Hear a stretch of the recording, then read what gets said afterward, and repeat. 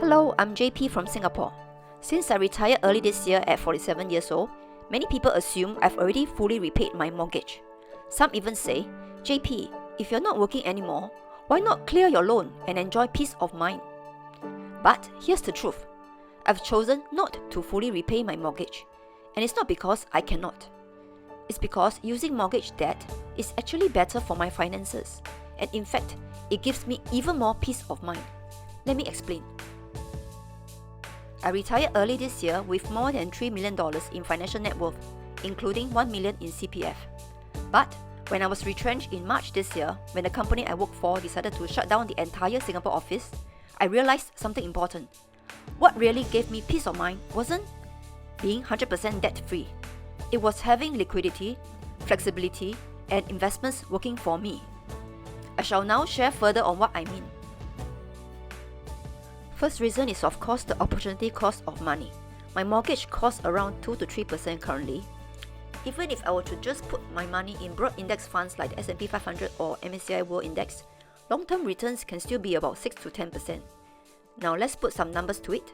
If I were to use 100,000 to prepay mortgage at interest cost of 2.5%, that will save me about 2,500 a year in interest. However, if I were to invest this same 100k and it compounds at 8% per year, that would be generating 8,000 in capital gains every year. So that is a total opportunity cost of 5,500 a year. And since my own portfolio has been compounding at low to mid-teens for the past 8 years, the math is even clearer for me. And it's not just equities, even safe instruments like CPF SA top-ups will earn 4%, much higher than many mortgage packages. So, many people arbitrage by keeping their mortgage while putting spare cash into CPF or other higher yielding instruments. That's a guaranteed positive spread. And here's the global perspective. Singapore mortgage rates are actually much lower than in many other countries. In Singapore, we're paying about 2 to 3%, with some fixed promotion going at below 2%. In Australia, rates are probably 5+%. In the UK, it's about 4.4%. And in the US, that's around 6.5%. And even for our close neighbours, Philippines, the interest rate is about 7 to 8%, 3-year fixed. And for Malaysia, the interest rate is also about 4.5 to 4.9% based on a 30-year fixed loan. So, while it might make sense for homeowners in other countries to rush into repayment, in Singapore, the math tilts strongly towards keeping the mortgage and investing the difference. The next reason why I do not fully repay mortgage is that prepaying is a sunk cost. This is actually a very important concept, so I hope you can understand with the illustrated example. So imagine me today with 500,000 in cash, and that's all of my net worth. And I decide to now buy a resale HDB at a cost of 800,000. In scenario 1, I'm going to buy the home for 800,000 and pay 25% down payment in cash and take the maximum loan of 600,000. So after this purchase, I'm left with just 300,000 in cash and I now own a home. That means I control 1.1 million of assets, home plus cash, while my net worth remains at 500,000. In scenario 2, I'm more risk averse, so I decided to use all my cash upfront and take only a 300,000 loan. In this scenario, my net worth is still 500,000, but now I only own 800,000 in assets, which is my home, with no more cash left to grow. So in both cases, my net worth is exactly the same. The value of my home is not determined by whether I pay 200,000 or 500,000 in cash upfront to purchase it. There is no equity value in paying more. Scenario 1 gives me more total assets and liquidity, while in scenario 2, it just locks my money into bricks and mortar. That is why prepaying is a sunk cost. Next reason why I do not fully repay mortgage is there is something known as good debt versus bad debt. To me, mortgage is good debt. It's low interest, secured and structured. Bad debt will be credit cards, car loans, or those with high interest rates. Peace of mind comes from eliminating bad debt, not from overpaying good debt. And in my case, I own a HDB, which does not allow you to take out equity loans like in private property. So, once you fully repay, that's it. All your money is trapped in the flat. Keeping some mortgage means I preserve liquidity outside of the property, and offers me diversification into other assets in addition to my home. Another reason why I do not fully repay mortgage is what I call the inflation advantage.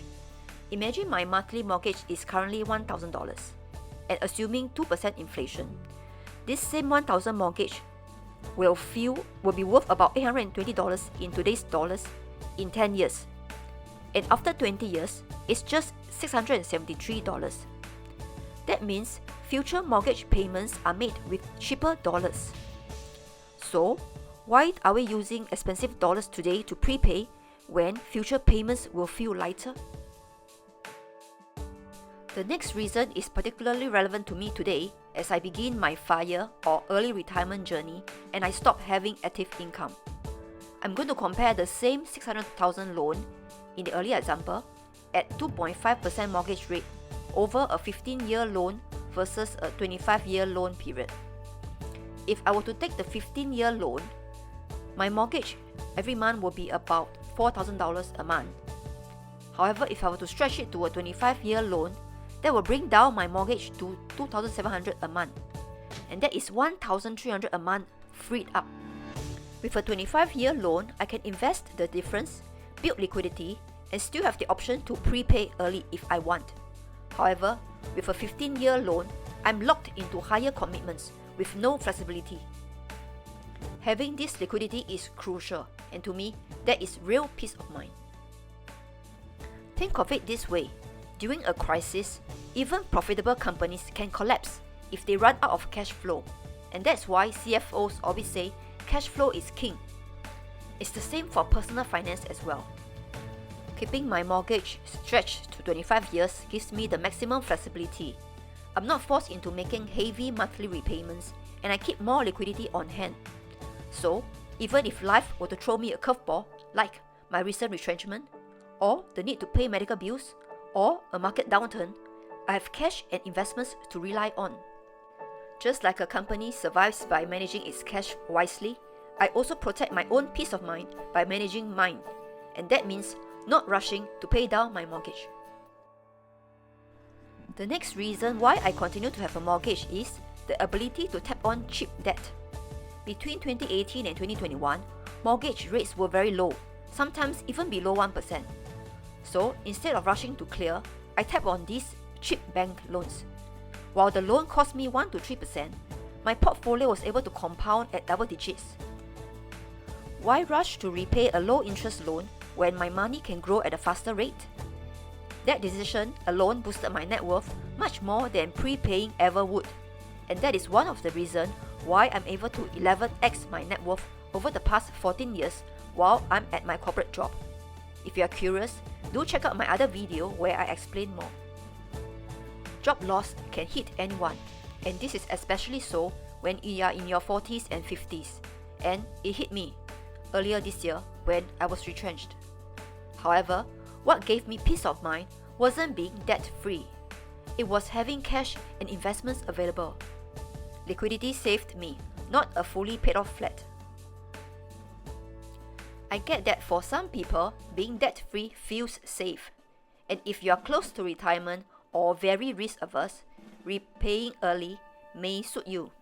But in my case, the math, flexibility, and my personal experience all point the other way. In conclusion, for me, repaying a mortgage early is like locking my money into a wall with no returns. Instead, I choose to use my mortgage as good debt to give me flexibility, liquidity, and better long-term growth. That's my version of peace of mind. Now it's my turn to ask you, would you fully repay your mortgage if you could, or keep investing instead? Comment below, I would love to hear your views. Thanks for watching.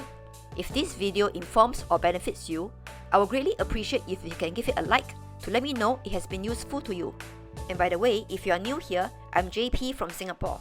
I retired early at 47 with more than $3 million in financial net worth, including $1 million in CPF.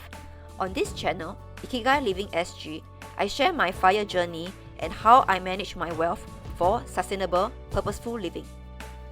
In my earlier videos, I showed how I grew my CPF to $1 million and also broke down my liquid asset strategy, on how I'm going to fund FIRE today while waiting for CPF and SRS to kick in later. You can check those videos out if you have not already. And coming up next, I'll be sharing my 6 months FIRE decumulation update since I left corporate life in end March this year, how my total return strategy has performed, and what adjustments I've made. So hit subscribe and turn on notifications so you won't miss the next video. Until then, as usual, have a great Ikigai day.